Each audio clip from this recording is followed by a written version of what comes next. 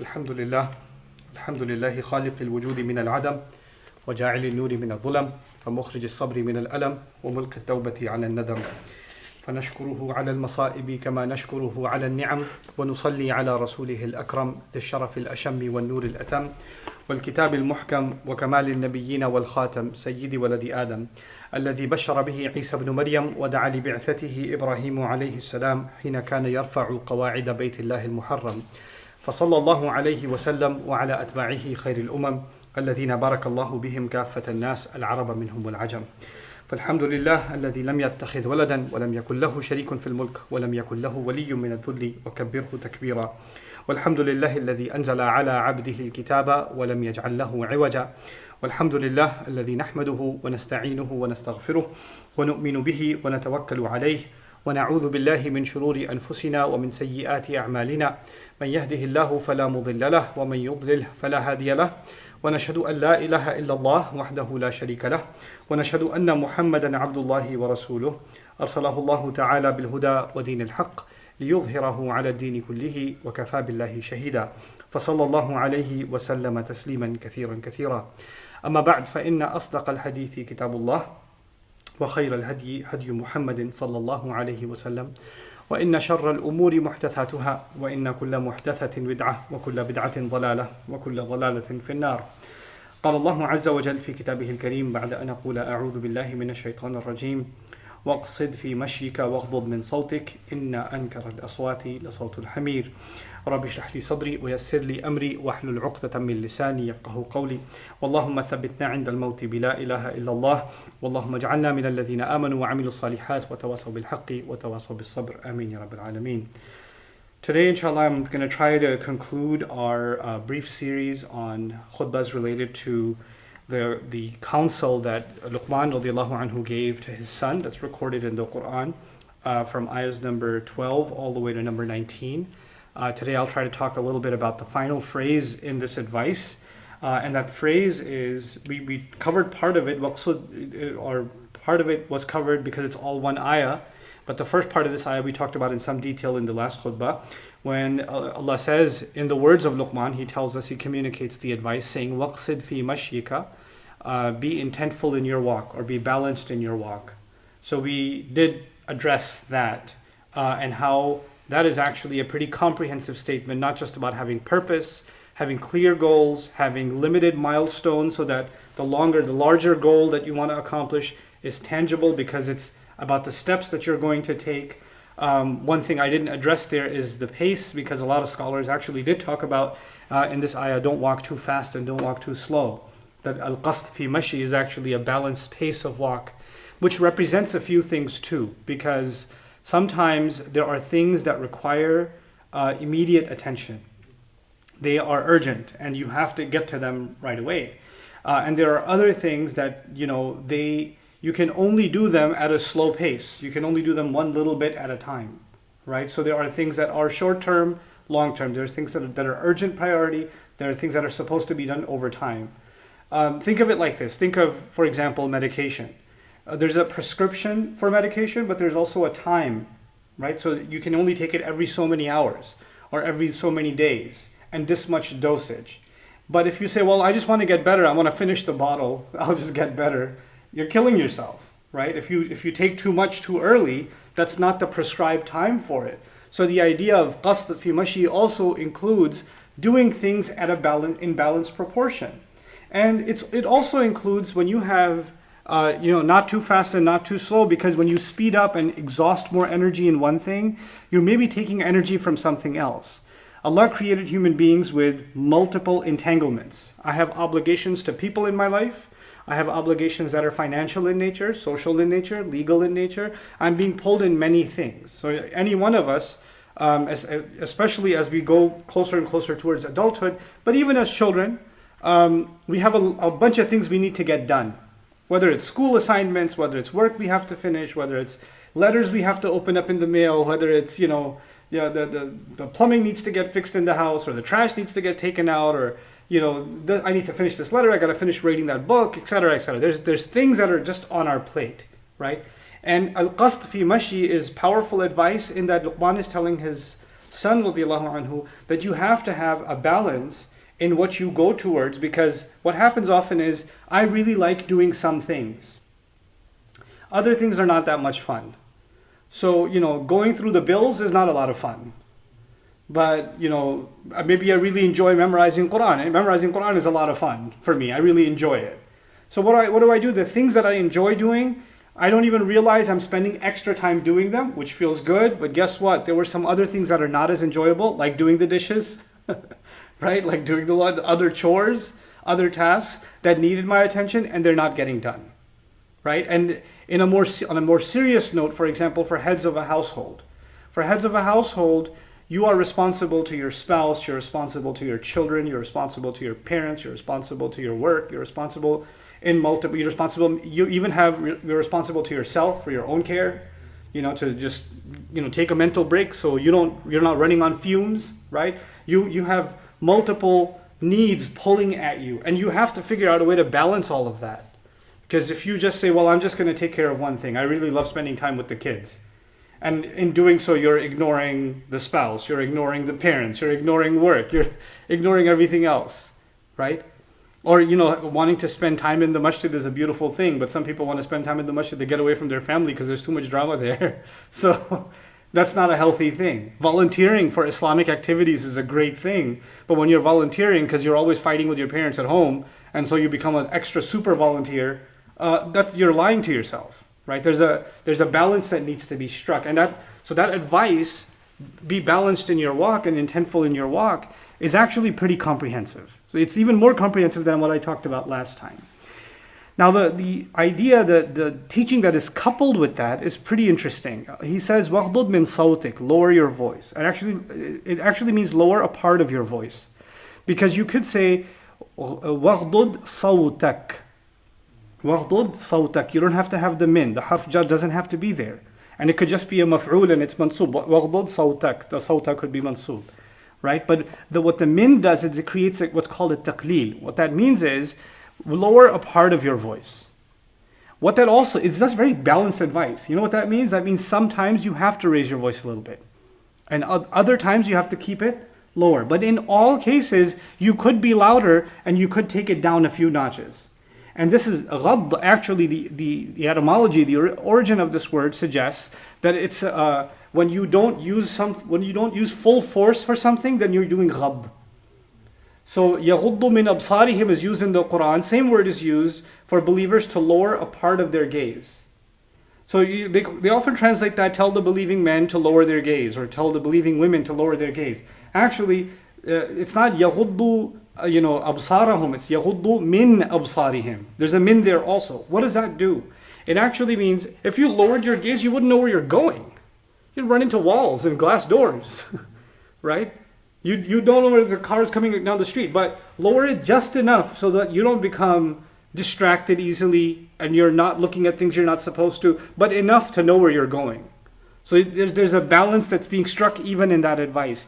Now, last time I spoke to you about lowering the voice and how that means don't be someone who's just trying to get attention, right?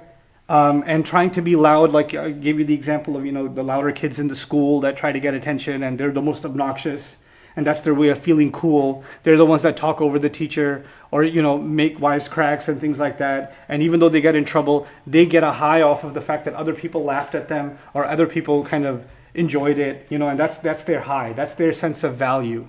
So their value comes from being loud and obnoxious. It doesn't come from any intentful contribution. It doesn't come from a balanced walk. It doesn't come from accomplishing a goal. It comes from getting attention. For some people, getting attention is their ultimate goal. In a talk I gave a long time ago when I talked about different goals people have, for some people, being popular is their most important goal. Like that's their only goal. And they just, and they live for that. And when they can't get attention by normal means because they have nothing that's worthy of getting attention, then they start feeling worthless. So they start doing crazy things to get attention. So they start acting up to get attention. They start getting loud and obnoxious to get attention.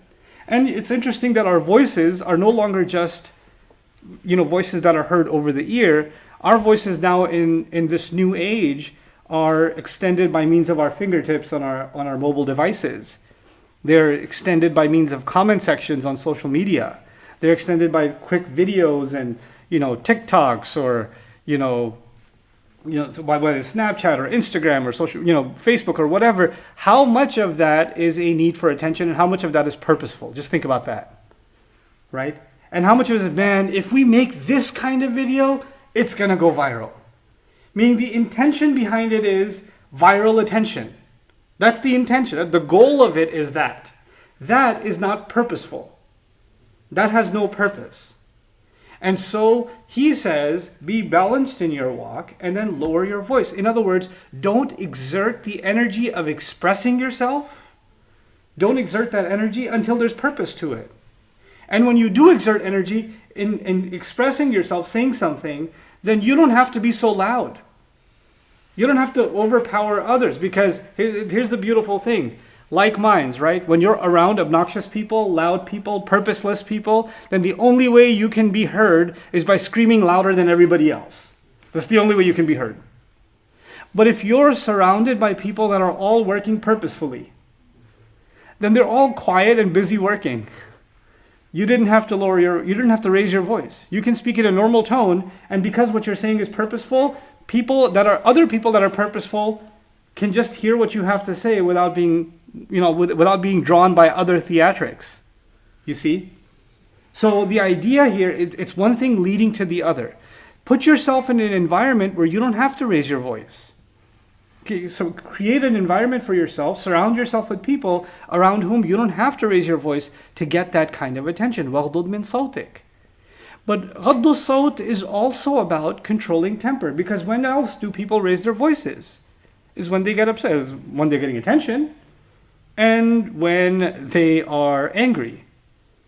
And this is also an ayah implicitly, of course, telling a young man, because at the age of youth, when you become a teenager, when you become a late teen, when you become more and more, you come into your puberty, you discover your own independence as a young adult, then you start acting very angry. You get upset very easily. Things rub you the wrong way very easily. That fragile, newly found adult ego is very easily attacked, right? And you can get loud, you can get obscene, you can use terrible words, you can even become violent very, very quickly. It's like a spark always ready to fly off. And that's why many of us, when we look back at our teenage years, we regret some of the ways we behaved with our parents, with our friends, the things we did, the things we said, the stupidity of youth, right? He's telling his young son, if you develop purpose early on, then you won't fall into that trap. You'll be able to control your temper. Because raising your voice is actually, it doesn't make you powerful. It doesn't make you, it doesn't give you more value. It doesn't make you more worthy of being heard. Because of all the things in these ayat, nowhere did Luqman ever give an analogy to compare you to someone else, his son to someone else. He never did that. He never made a comparison. So he didn't, for example, say, be purposeful in your walk, but don't be like, a bird that's flying in every direction. So he didn't compare him to a bird, for example. He didn't do that. So he gave different advices, but with none of the advice that he gave did he ever give a comparison, right? So far we didn't see that. But when he came to lowering the voice, he said, Inna ankara al-aswati la sawtul hamir. He said, the ugliest, the most alien of sounds, the sound that you don't want to hear and you wish remained hidden, is the sound of donkeys. Inna ankara, no doubt about it, the ugliest of sounds. Ankar is the superlative form, is afdalut tafdeel, like akbar. And it's a mudaf here, so ankara al-aswati la sawtul hamir. The ugliest of all sounds is the sound of donkeys. And hamir is the plural of himar. Himar is a donkey. Al-hamir is plural. It's the plural, it's the jama' taksir of himar. What that means is, well, simply, Allah didn't say, don't sound like a donkey. Or as you would say in Pakistani Urdu, gada na bano. Don't be a gada, right? I'm sure every culture has some don't be a donkey version, or you're being a donkey, right? A Western culture, not so much, or they use a more inappropriate word. But in many Eastern cultures, when you're acting stupid, or when you're being stubborn, or when you're not listening, or you're being an idiot, etc., you're compared to a donkey. right? But in this ayah, it's not about being not smart. Well, not directly. This is about not being loud. Now, I don't have to demonstrate the braying of a donkey for you. You know what that sounds like. But here, what's being said, first interesting thing, the plural is being used. Now, some scholars in their tafsir of this ayah said, well, the plural is being used because it's, نظرا للفواصل. It's because it rhymes with everything else. So, for example, you have Hamid, Azim, Masir, Khabir, Umur, Fakhur, Hamir. So it's like, it's going along. So Himar would not have, the singular would not have matched with the rhyme scheme. But I would argue that the style of the Quran is always secondary and the meanings of the Quran are always primary. And what Allah may be even telling us by using the plural, the sound of donkeys, even though He's talking to one son. He says the most ugliest sound, or the sound of donkeys, is saying that when you become loud and when you become obnoxious, then you cannot be distinguished from other people that are loud and obnoxious. You lose your individuality, which is a profound thing to say. Because people get loud because they want to stick out from the crowd. They want to be the individual. He's saying the exact opposite happens. You just become one of a pack of donkeys. First of all, your voice doesn't make any sense. It doesn't mean anything. It's just hot air. You're just blowing hot air. And even if you were heard, you can't be distinguished from the other hundreds of dozens of donkeys that are braying at the same time. That's not what makes you stand out. Being loud is not what makes you stand out. And being loud is not what makes you understood. Because a donkey cannot be understood. Imam Razi went even a step further in describing this problem of the donkey. Like, why would he compare the donkey? He says in the first part, be purposeful in your walk, right? He says he didn't make a comparison there, and he didn't rebuke it so harshly as if to compare him to don't fall into the trap that makes you like other people that are donkeys. It's interesting because when you walk without purpose, you harm yourself. But when you speak loud, you don't just harm yourself. You cause harm also to others. You're creating noise pollution. I don't know how much of our life is filled with noise pollution from others. That why am I even listening to this? And then you discover that people that genuinely mean well for you, when you are loud, and when you are, you speak in that manner, then you'll notice that people that would benefit you, that can actually benefit you, they distance themselves from you. And people like you, that just want to be heard but don't want to listen, come closer and closer to you. So you naturally form your own pack of donkeys because of your loud voice. You distance people and you bring closer other animal-like behavior, other donkey-like behavior. So you're going to harm yourself if you become a loud person. You're going to create that environment. And this is Luqman's very implicit way of teaching his son. Your behavior is going to attract a certain kind of people towards you. But the way you act isn't just about you. It has a gravitational force field, and a certain kind of people are going to want to be a part of your life. And other people will be repelled by you. They'll be pushed away from you. It's interesting also in the Quran that the donkey analogy has been given elsewhere. It's been given in Surah Al-Jumu'ah. كَمَثَلِ الْحِمَارِ يَحْمِلُ أَسْفَارًا. It was described of some of the scholars of the Israelites that were given the burden of the Torah and they didn't carry it, that they're compared to the donkey that is carrying loads of books. It's carrying loads of books. Imam Razi said about, not this ayah in particular, he said that when a donkey is being attacked, like, if goats were being attacked by a lion, or if, a deer was being attacked, other animals, if they're being attacked, either they have quick reflexes and they run fast, or they will make noise to alert the other herd well in advance. They'll make noise well in advance. But donkeys are the worst in protecting themselves from predators because they don't make a noise until their neck is grabbed or until it's almost grabbed. And they make the same noise in the state of emergency that they make without any purpose. Like they could just be standing there, nothing's going on. A horse will stay quiet. A horse will start making noise and you'll come out and check, is everything okay? A dog might start, the pet dog, the trained dog might start barking all of a sudden, and you say there must be trouble. The chickens will make noise all of a sudden really loud. Oh, there must have been a fox in the den. You understand? But a donkey is going to make the state of emergency braying really loud, and you'll be like, what's happening? And he's just chilling outside. Like he used the energy of the loud voice for something that had no purpose. And you know what happens then? When his loud voice actually means that there's an animal attacking him, nobody cares. Because this statement is also telling us, for some people, everything is a big deal. Listen to this carefully. For some people, everything is a big deal. Everything is worth yelling and screaming. Everything is worth going off the top of your lungs. All caps. Pitchfork in hand. Everything is a moral outrage. And when you're mad about everything, then basically you put value on nothing. You put value on nothing. You have to, وَغْضُضْ مِنْ صَوْتِكَ is very powerful because we can't just be outraged and angry and extreme in everything, because then things that actually matter and things that don't matter have been put on equal value. Because you only have so much volume you can raise. So that should be stored for actual emergencies. That should be stored for actual things of value that deserve a kind of outrage. Where it should be raised to some extent. Even then it's controlled and it's tempered.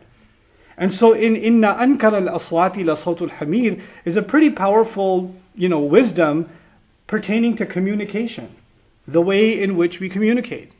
The way in which we express anger. Because if you get angry about everything, then you start getting labeled by everybody else as, man, this person's always angry.